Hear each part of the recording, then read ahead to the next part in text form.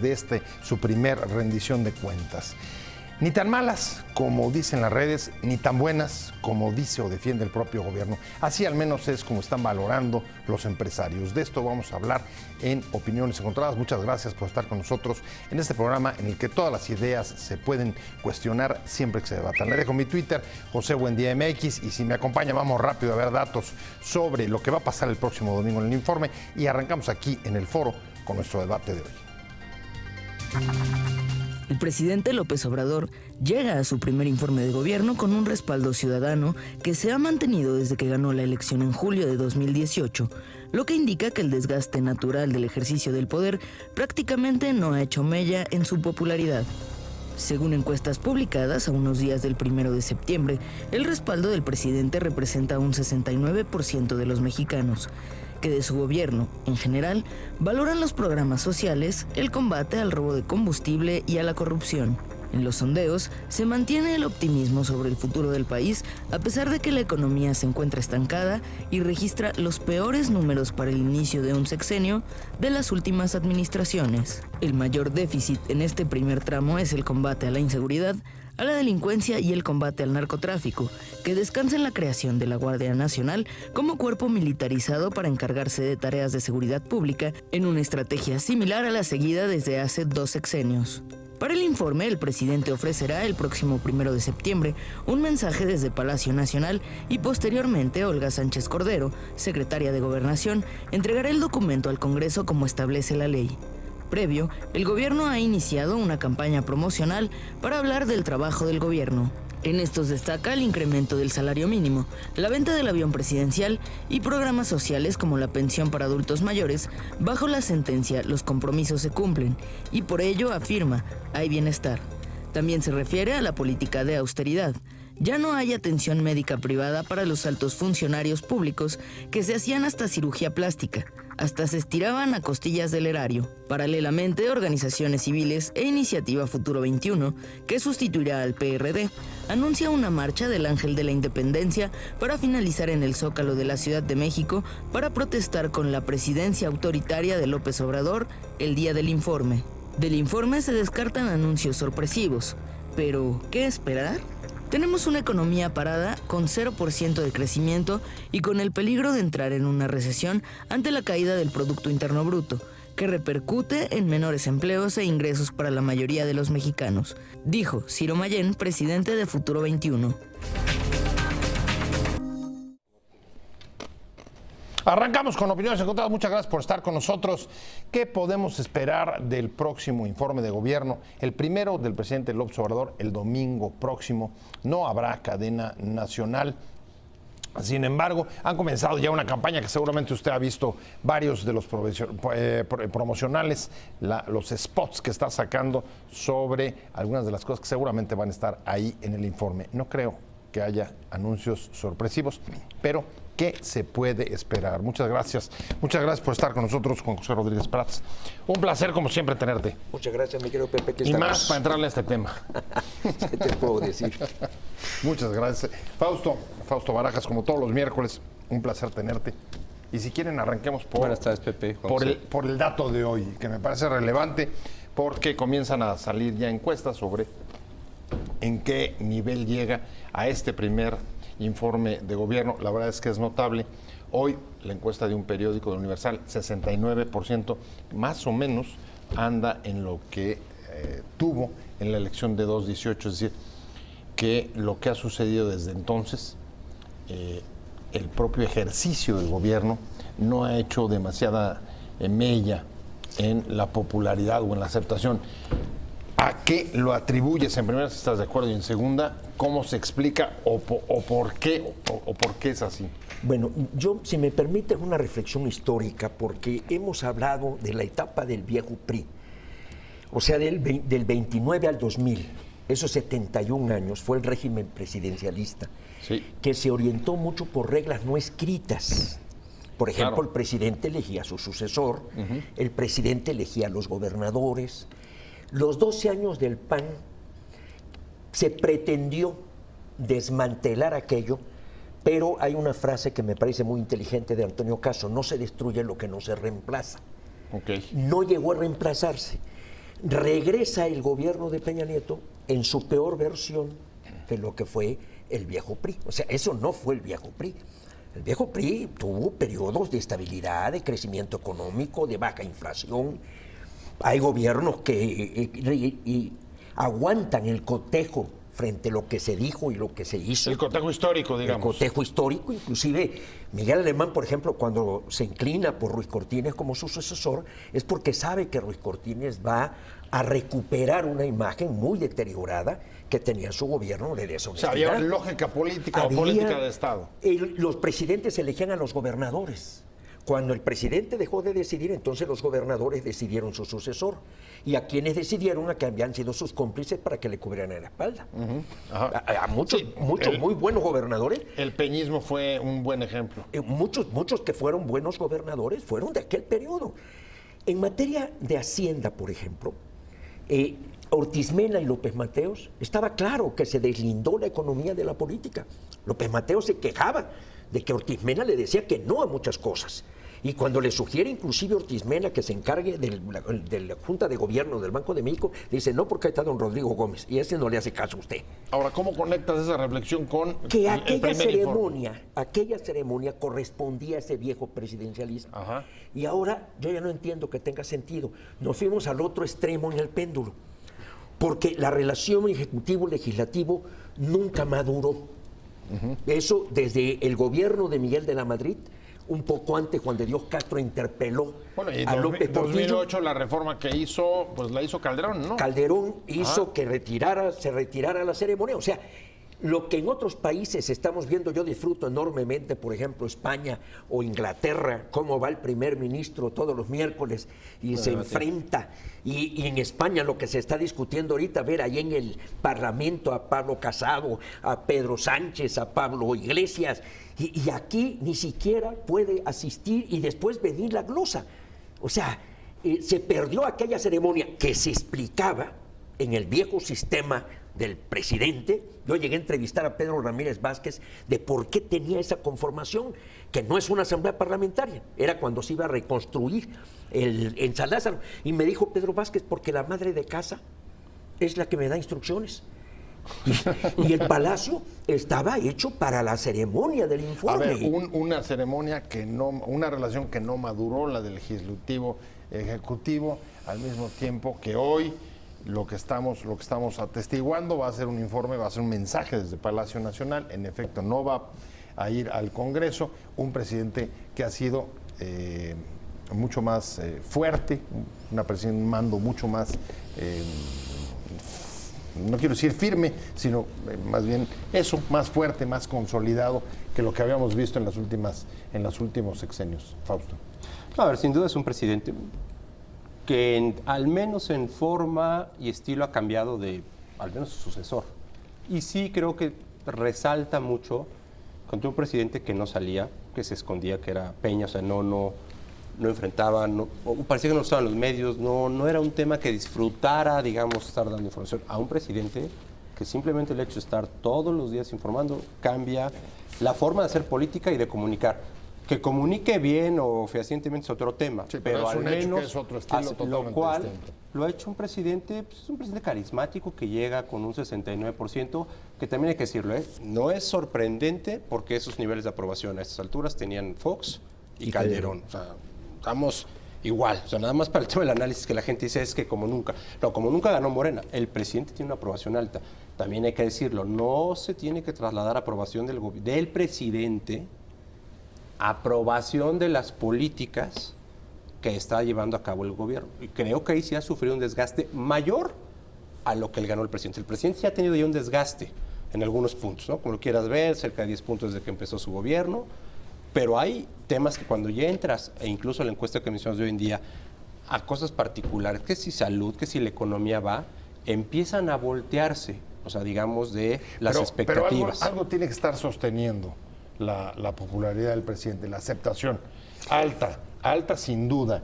Y la pregunta es, ¿cuál es lo que creen que está sosteniéndolo? Él dice que tiene a la gente feliz, que es la felicidad del pueblo, que el pueblo está muy feliz. ¿Tú qué crees? La irracionalidad también se da en las grandes masas.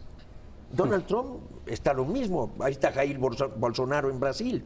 Por eso está en crisis la democracia.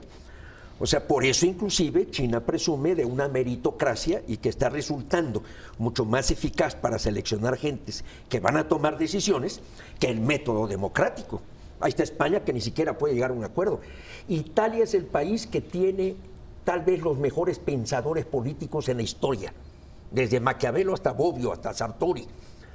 Y tiene un conflicto terrible de inestabilidad, tiene un presidente por año en promedio. Y la economía va por acá y la la política economía. Entonces, no disfuncional. pretendamos también, digo, estamos en un momento verdaderamente de crisis política de la democracia occidental, cuando ya se decía que el fin de la historia y que Francis Fukuyama hablaba de que no había más solución que la economía social de mercado y la división de poderes y la democracia, pues resulta que está llevando gente al poder descalificada y que con todo y que se está confirmando que están mal gobernando, preservan su buena imagen. A ver, déjame hacer una pausa y regreso contigo. Yo creo que se va a poner buena la discusión. Si traduzco lo que dice Juan José, y seguro me puedes corregir, claro, es la popularidad no importa tanto.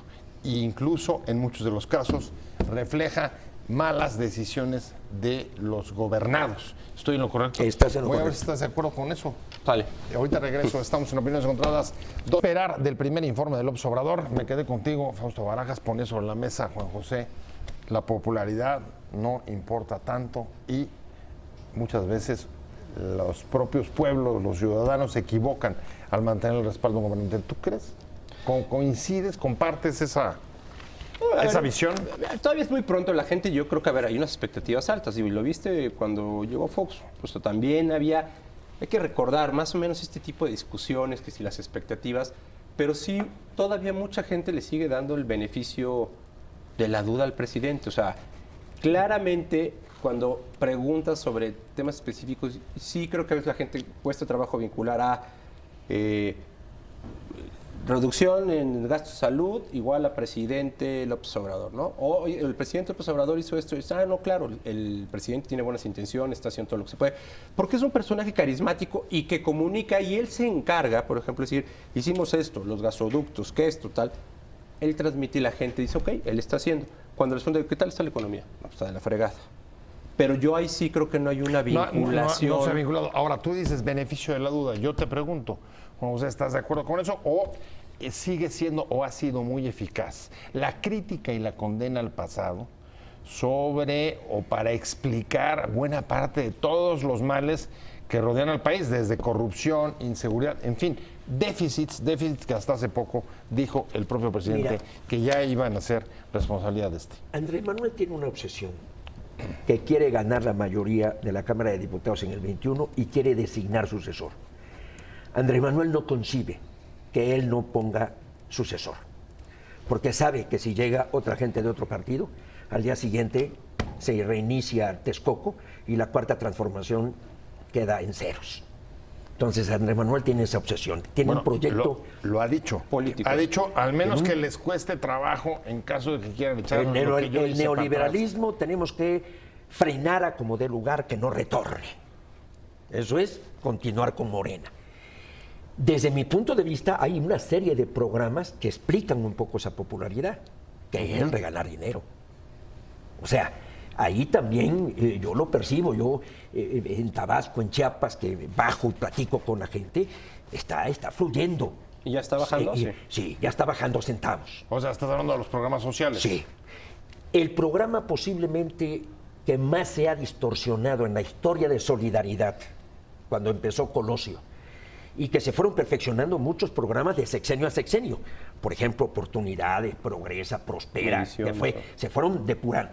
Es el de los jóvenes. El de los jóvenes construyendo el futuro. Es lo más bárbaro que está sucediendo. Hoy hay un artículo de Macario Chetino en donde habla de su eficacia, en donde habla de cuánto llega, en donde habla de las empresas, a cuántos tienen de becario. Claro. No es cierto, está en el 4 o 5% de eficacia.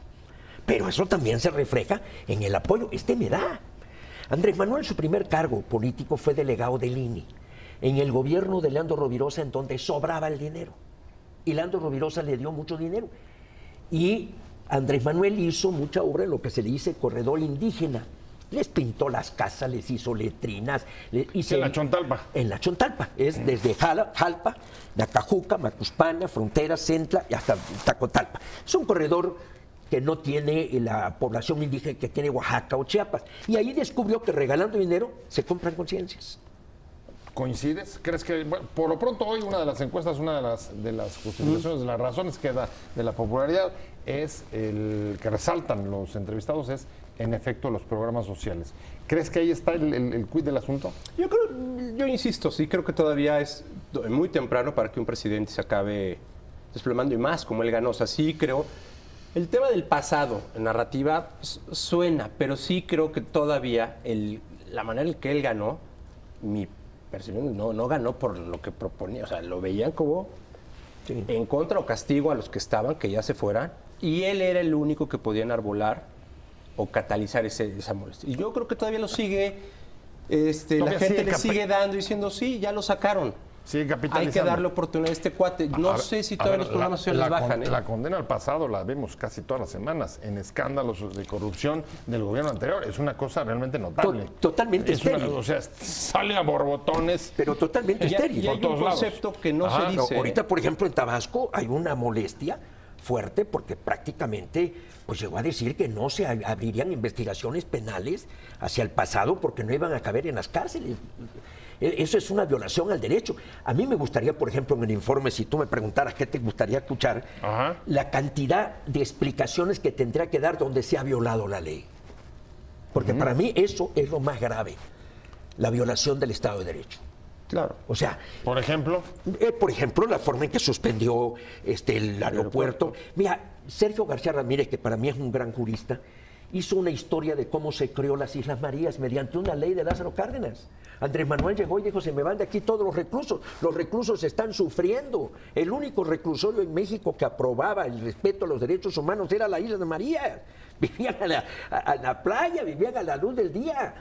Entonces, es el mejor ejemplo de reinserción, ¿no? Si y bueno, la compra de las pipas, las frases de la designación de Paco Taibo, no. La destitución de los órganos María Amparo autónomos. Casar y otro jurista salió en Nexos, ya estoy haciendo publicidad, perdón, pero es un estudio muy bien hecho de todas las leyes que ha violado Andrés Manuel. A ver, pero hay un problema. No parece que eso sea algo que le estén reclamando.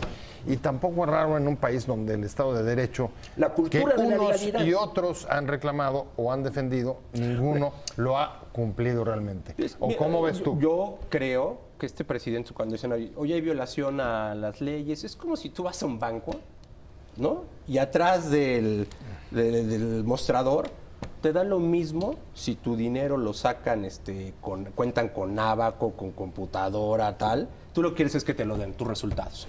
Yo creo que el presidente es muy eficiente en comunicar, por ejemplo, este tema de su austeridad. O sea, yo creo que la gente eso lo ven en los aeropuertos. O sea, este tema de ver a un individuo diferente, ya la gente dice, esto o sea, no es racional. Ha sido clave los símbolos, dices. Los símbolos brutalmente. Estoy pensando en su primer spot. Brutalmente. Su primer spot justamente va por ahí. Ya vendimos el avión presidencial, hemos puesto en práctica un programa de austeridad muy fuerte, ya se quitaron los seguros médicos a los altos funcionarios. El Estado Mayor ya lo envía al ejército. Bueno, y ves un Exacto. presidente a las 7 de la mañana y a las 5 trabajando, como el grueso de la población de este país, ¿eh?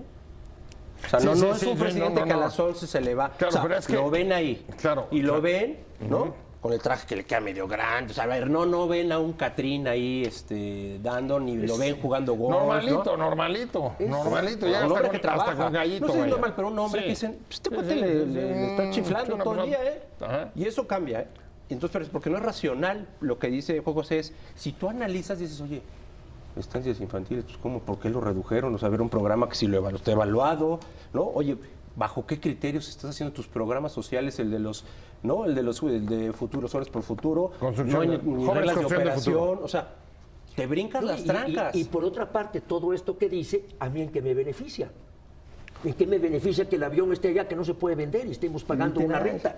¿En qué me beneficia que 8,000 gentes del Estado Mayor se hayan regresado al ejército? ¿En qué me beneficia que Los Pinos estén prácticamente vacíos y él esté despachando en el Palacio Nacional?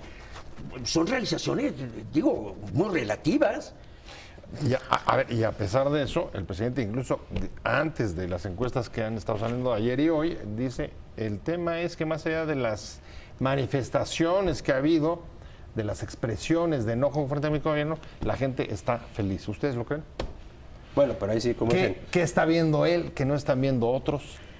Mira, yo he tratado, te diría yo, he sido un político de medio pelo, he tratado con unos 50 políticos importantes, quiero escribir algo sobre alguno de ellos. Andrés Manuel lo conozco hace 40 años. Yo no sé qué sucede a la gente en el poder que empieza a alejarse de la realidad. La hibris famosa de la cual hablaban los griegos. Empieza, el hombre en el poder genera una enorme capacidad para el autoengaño. Despega. El autoengaño es infinita. Y el que viene y nos dice la verdad, ¿qué le pasa? ¿Qué le sucede? Ese fifí. Y después Se construimos. opone a los cambios, ¿no? Y después logramos construir un muro, no de ladrillo como el de Trump, sino de seres humanos, que evite que nos llegue la verdad. Una guardia pretoriana. Que evite que nos llegue la verdad. Entonces, Andrés Manuel es impulsivo, es un instinto de poder, es un instinto de ganarse la simpatía mediante un discurso muy pobre, muy superficial, Ahora en esa, pero que transmite. ahora en ese mismo contexto, ¿cuál ha sido el papel? ¿Qué lugar ha jugado pues su gabinete en este primer tramo de gobierno? Regreso para hablar del informe de gobierno, el primero del López Obrador. Me quedé contigo, Fausto Barajas, el gabinete. ¿Cómo ha funcionado? ¿Qué servicios ha prestado? ¿Quién se ha destacado? ¿Quién no? ¿Ha ayudado? ¿No ha ayudado? ¿Quiénes sí? ¿Es momento de un cheque, una revisión del propio gabinete o no? ¿Tú crees que suceda? No, pero yo creo que para el presidente debe ser una válvula de salida. No sé si lo haga, porque yo creo que abusa del mensaje, de la comunicación, de que las cosas van muy bien. Y yo creo que tiene una oportunidad. Yo sí creo que el gabinete le queda de ver, ¿eh? O sea, yo creo que... Déjame poner un gabinete flojo, que se pega o se pliega al jefe. O sea, yo creo que le han sido de poca utilidad. Porque yo, a ver, descargo del presidente, tiene buenas intenciones. Yo lo que creo que el presidente dice, va por acá, ¿no? Pero no sabe qué medicina ni cómo. Y ahí yo creo que su equipo le queda de ver. A lo mejor también tiene una deficiencia presidente, a lo mejor no sabe escoger bien equipo. Pero de todas maneras, el que tiene... O sea, que lo que no me gustó de lo que hizo Ursúa es que lo hizo público siendo secretario de Hacienda, eso. Pero que le dijo, a ver, señora, así las cosas, yo ahí no, porque no creo que estén bien. Y creo que eso es muy valorado en un equipo de trabajo. Y yo creo que este equipo de trabajo, vaya, les pasa, pero por acá, por allá, dices, no están ni a... O sea, no hay hambre en el gabinete pues, de resolver temas. El que le ha dicho que no es el que ha generado problemas en el caso de Ursúa. ¿Cómo lo ves tú? Mira, Andrés Manuel no soporta que alguien le lleve la contraria. Andrés Manuel requiere de empleados que obedezcan. Yo te puedo decir de muchísima gente que ha quedado en el camino y que los ha abandonado Andrés Manuel. Andrés Manuel busca subordinados. No gente. Y Ursúa, yo llegué a escribir 3 meses antes la renuncia, que yo veía venir la renuncia de Ursúa. Y desgraciadamente le atiné. Por su autonomía, ¿quieres decir? Por su autonomía, por su respeto. Hay una historia que deberíamos de escribir, las renuncias por dignidad. La renuncia de Santiago Levy, por ejemplo, en el Seguro Social.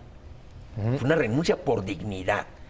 Cuando le dijo Vicente Fox, ve cómo negocias, violando la ley que se había aprobado del Seguro Social, de no disponer de las cuotas obrero-patronales. De esas hay pocas.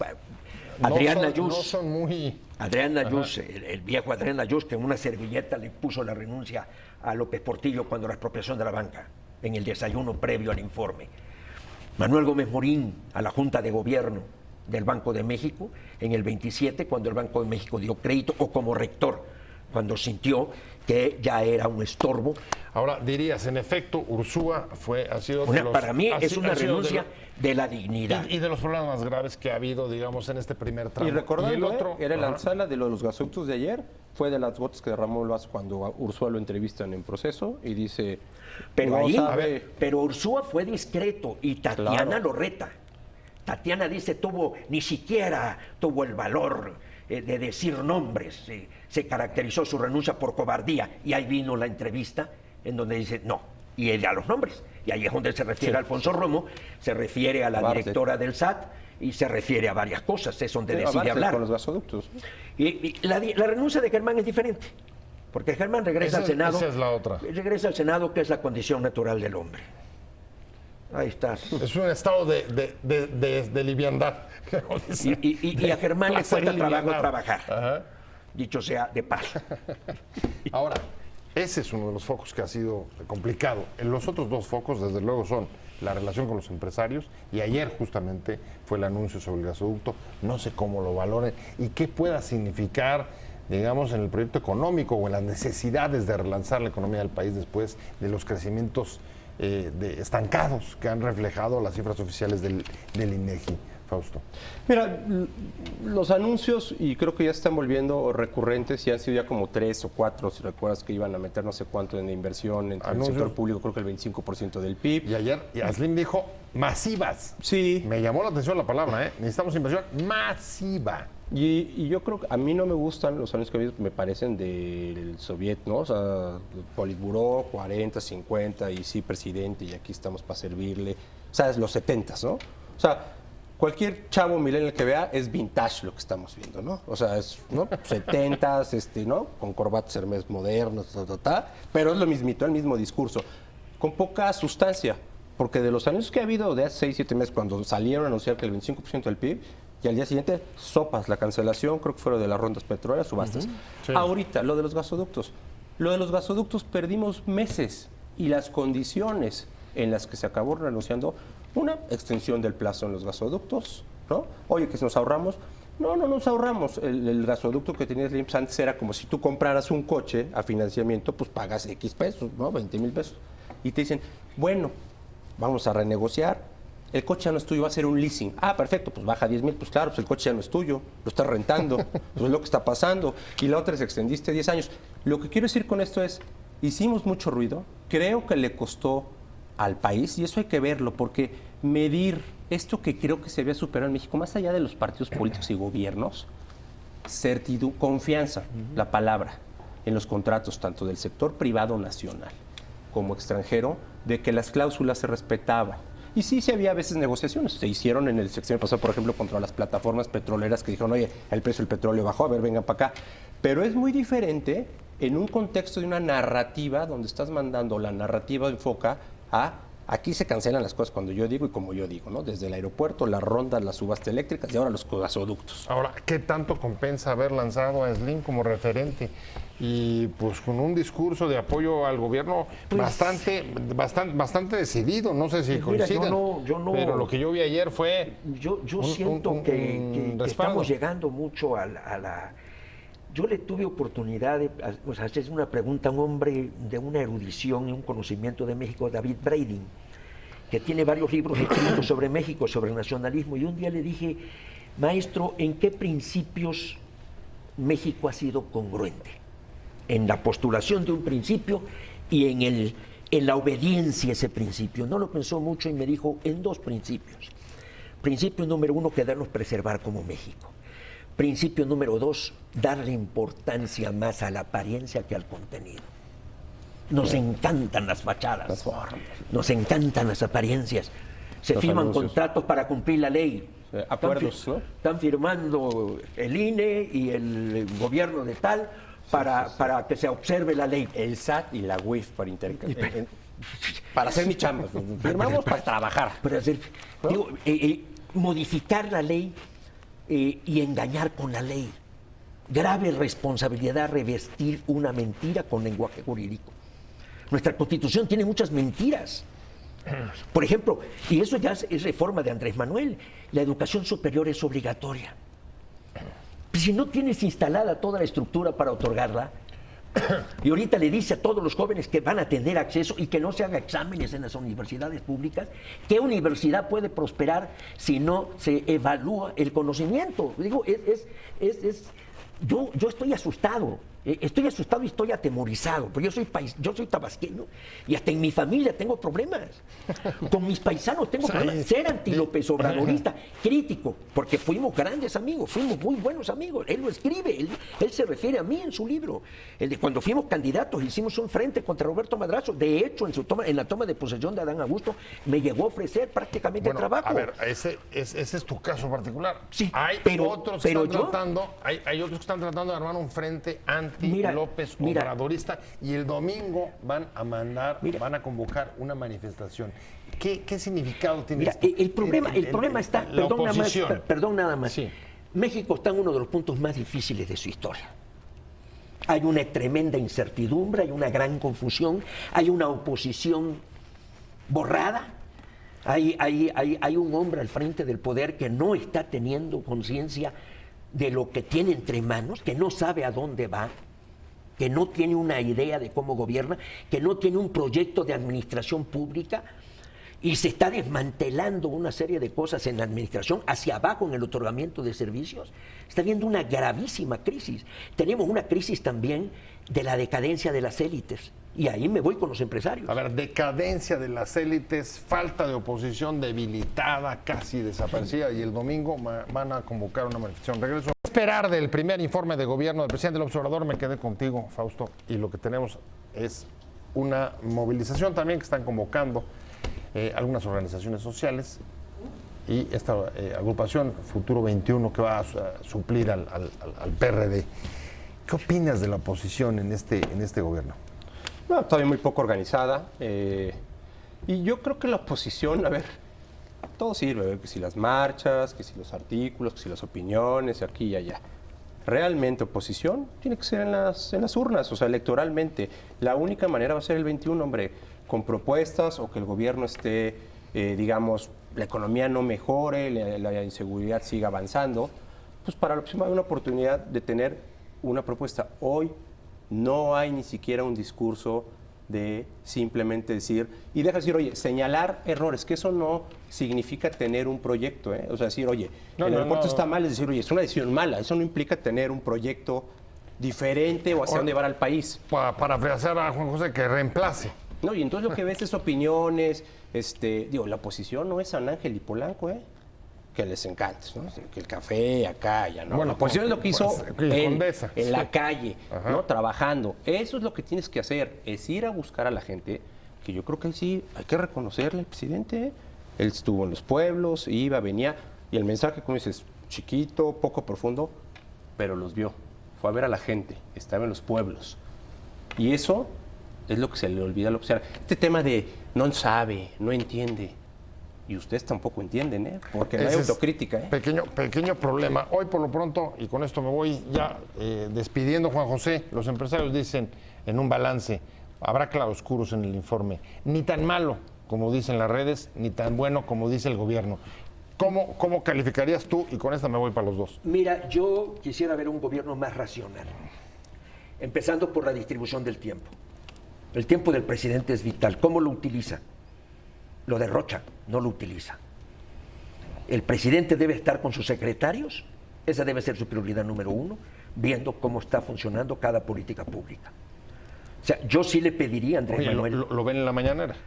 Yo sí le pediría a Andrés Manuel que haga, que el informe le permita recapacitar si en realidad está respondiendo al mayor esfuerzo que se ha hecho en la historia de México por alcanzar una posición. Nadie ha partido de menos cero como partió Andrés Manuel, nadie. Sí, Ni Juárez, vaya, Juárez. Y larga además. Juárez, sí es admirable que haya surgido, pero de su comunidad indígena que se escapa y llega a la presidencia. Y después Andrés Manuel.